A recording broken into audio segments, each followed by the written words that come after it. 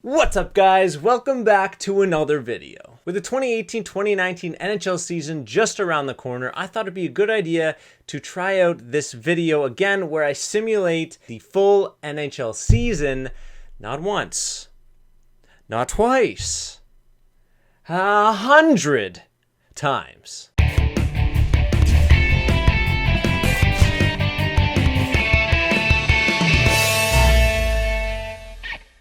As we all know, the simulation engines in EA Sports games can be a little wacky at times, so I don't think one simulation does it justice, and that's why I stretched it to the max and did 100. Now, as always, there may be some skeptics out there, especially you guys that are new to the channel. So what I've done is I've left links in the description below to all of the results, screenshots of all 100 simulations that I used. And I also left a link so you can view the raw data that I collected from those screenshots, which I used to analyze and summarize in this video. Once again, I want to give a huge shout out to everybody who helped me make this video possible. I didn't run all the simulations myself. I kind of crowdsourced this. So big shout out to It's Price, Zamboni, KJ, for all your help. I couldn't have done it without you guys. But let's not waste any more time. Let's run the simulation and then I'll see you guys after to go through the results.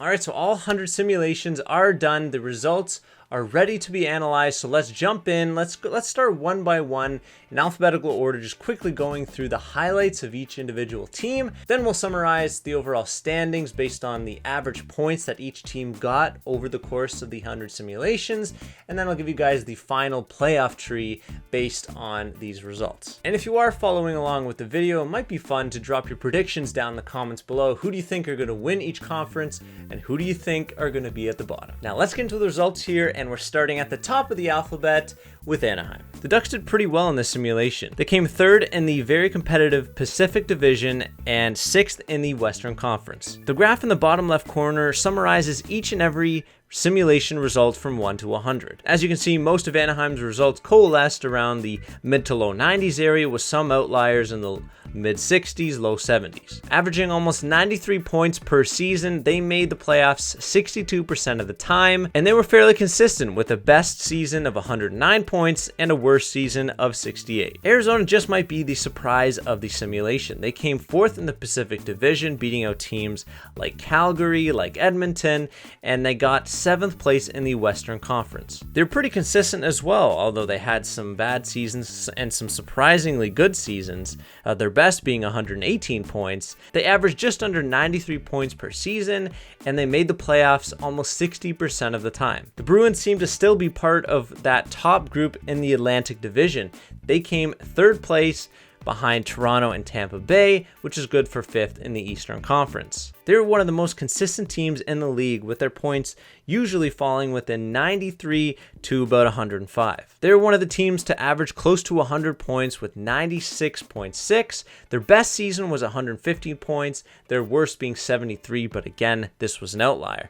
This helped them make the playoffs almost 85% of the time. In my books, I'm honestly ready for the Buffalo Sabres to make the jump and make the playoffs, but the Atlantic Division is still very competitive. According to the simulation, they're going to just miss out on a playoff spot, coming 5th in the Atlantic Division and 11th in the Eastern Conference. They seem to be more inconsistent than others, with a few very bad seasons, but a couple really good ones as well. They average just over 83 points per season, their best season being 107, but their worst being a dismal 58. Their inconsistency and the competitiveness of the Atlantic Division led them to make the playoffs only 18% of the time. One of the teams looking to drop that rebuild tag is the Carolina Hurricanes. They've got new jerseys, a new look team with a new captain, but unfortunately, nothing new in terms of the results. They finished 7th in the Metropolitan Division, 14th in the Eastern Conference. Their results were pretty tight, ranging from low 70s to high 90s, but they never actually broke 100 points. They averaged just over 82 points per season, and they missed the playoffs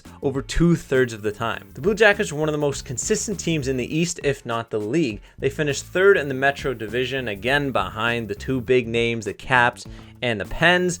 That's good for 6th in the Eastern Conference. They averaged almost 95 points per season, their worst season being 81 points, their best being 114. This consistency paid off for them, and they made the playoffs 80% of the time. The Calgary Flames were a disappointment in my eyes. They finished 6th in the Pacific, 13th in the Western Conference. I would have thought those new trade acquisitions during the offseason would have helped them somewhat with Noah Hanifin and James Neal coming in, but it didn't really do them much good. They had a few terrible seasons, at 66 being their worst, 107 being at their best. They averaged 87.4 points per season, but they made the playoffs less than half the time. The Blackhawk dynasty looks to be well in the past as Chicago is heading downwards very, very quick. They finished 6th in the Central, 10th in the Western Conference. Although they did have a few good seasons, 106 being their best, they also had a bunch of terrible ones, 67 being their worst. Now, they did average almost 88 points per season, but that Central Division is so competitive that they only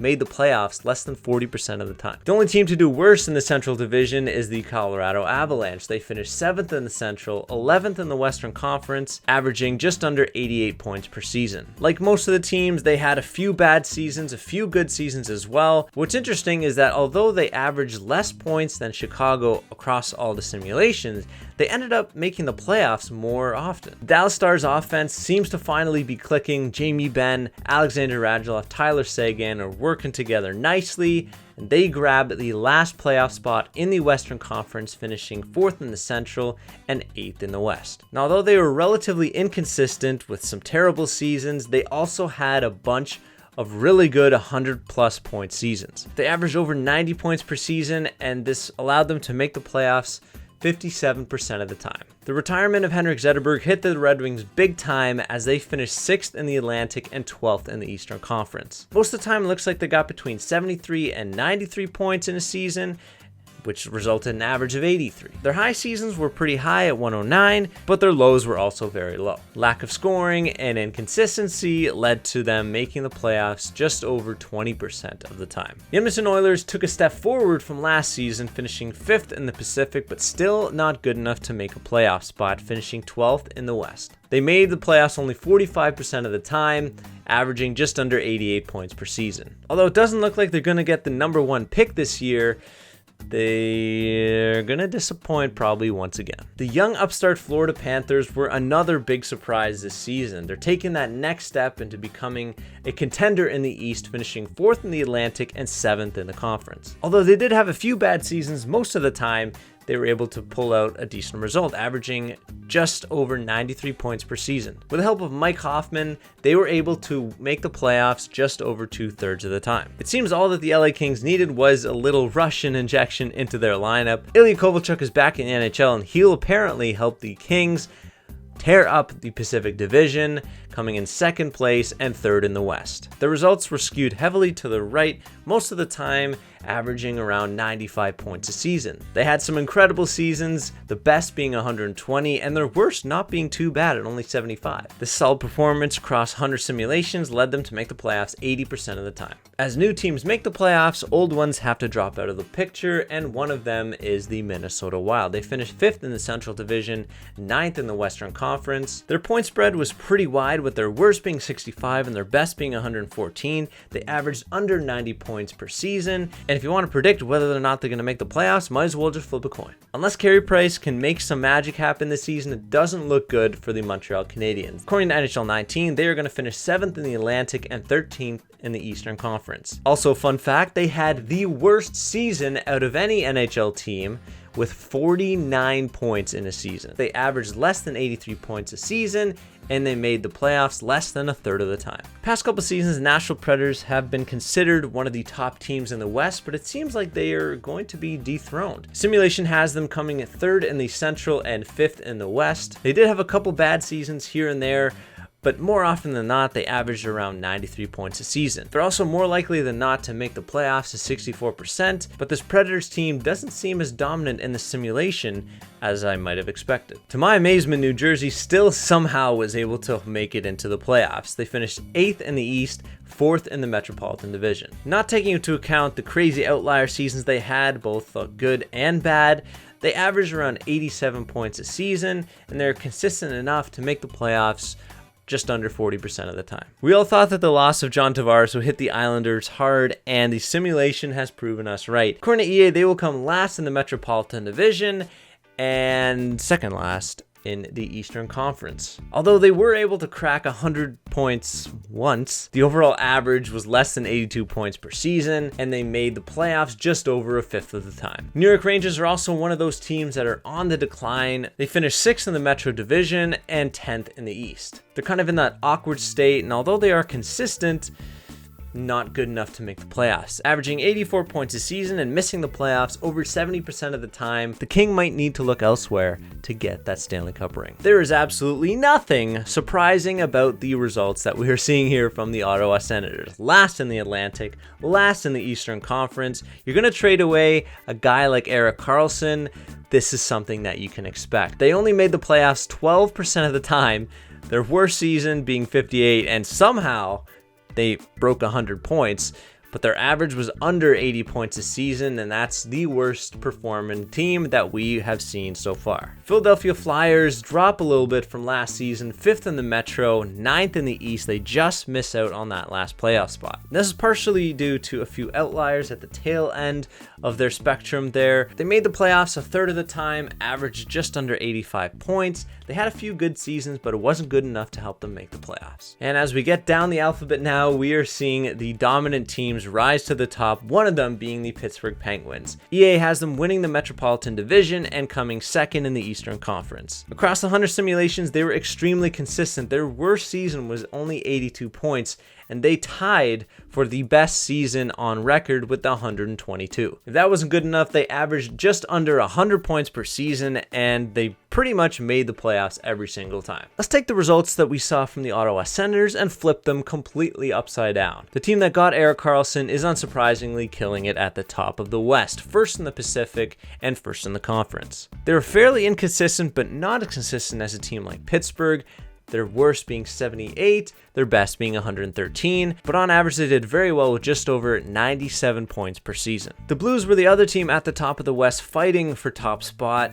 They got first in the Central, but they got second in the Western Conference. Their results were also heavily skewed to the right. They did have a few sub 80 point seasons, but they also had a few great seasons. Their average points and playoff chances were just a hair under that of San Jose. Now here we are at the best performing team in the simulation, the Tampa Bay Lightning. It seems like their scoring power with Stamkos and Kucherov mixed with their insane defensive depth, Hedman, reigning Norris Trophy winner, they topped the Atlantic Division, the Eastern Conference, and the league. They average almost 103 points per season, their worst being an incredible 85 points. And like Pittsburgh, they made the playoffs virtually every time. One of the most feel-good results, especially being a Toronto Maple Leafs fan, is this one. They have them sitting at second in the Atlantic Division and fourth in the Eastern Conference. Of course, that also means that Toronto will be playing the Boston Bruins once again in the playoffs.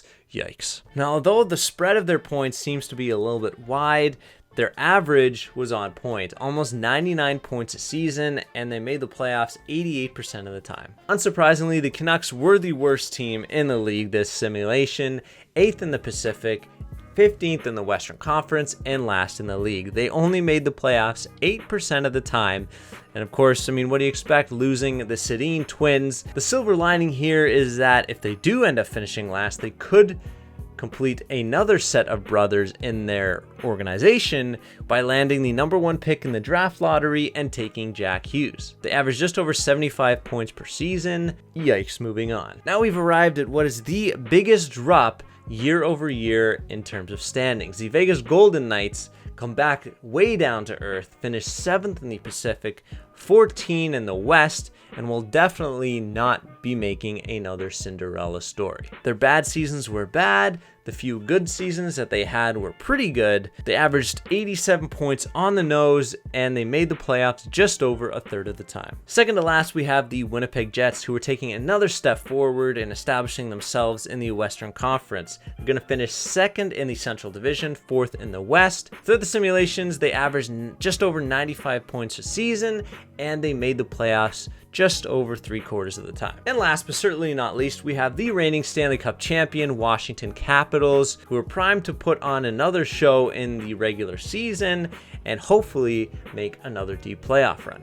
They're going to finish second in the Metro, third in the Eastern Conference. They tied their divisional rival Pittsburgh Penguins for the best season in the simulation. They averaged just under 100 points a season, and they made the playoffs 88% of the time. So when you put it all together and look at the big picture, here are the projected conference standings from the simulation. In the West, you've got San Jose at the top and Vancouver at the bottom, with Dallas and Arizona getting those wildcard spots and teams like Minnesota and Chicago just missing out. In the East, you have pretty much all familiar faces except for the Florida Panthers, who booted out the Philadelphia Flyers from their playoff spot last season. And the two teams who lost the two biggest players this past season, the Islanders and the Senators, are unsurprisingly find themselves at the bottom of the conference. Now, if you take those standings and put them into a bracket, it looks a little bit something like this. Now, the matchups are quite different from last year, but there aren't very many different teams compared to last year. There's 3 new teams in the West: the Blues,